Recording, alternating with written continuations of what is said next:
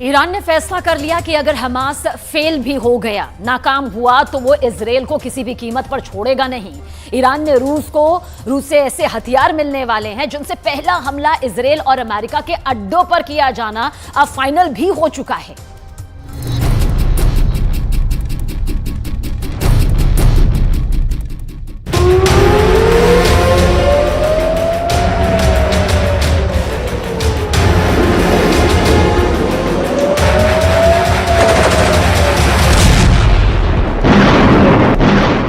पश्चिम Asia जल रहा है और अब इस आग में नए शोले भड़काने का साजो सामान तैयार हो चुका है।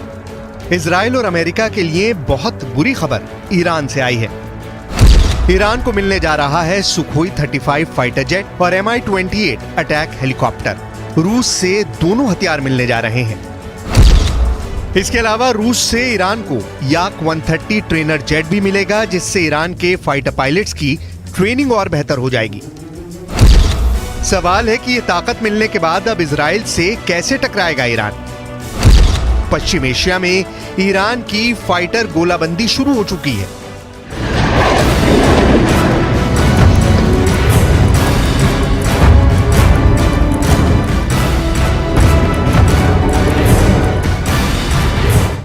जब इजराइल और हमास के बीच युद्ध खत्म नहीं हुआ है और नेतन्याहू कह चुके हैं कि हमास के एक एक कमांडर को चुनकर मारेंगे, तब इस युद्ध का लंबा खिंचने की पूरी गारंटी है।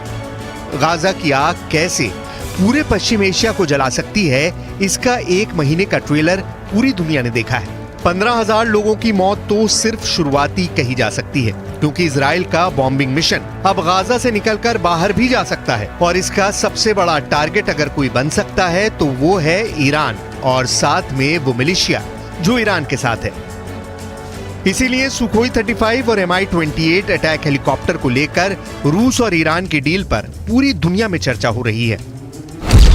सवाल है कि सुखोई 35 जैसे लॉन्ग रेंज फाइटर के टारगेट पर कौन सा देश होगा? क्या इस फाइटर जेट के टारगेट पर खाड़ी में अमेरिका के अड्डे होंगे या फिर ईरान अब इजराइल पर हमले के लिए तैयार हो रहा है?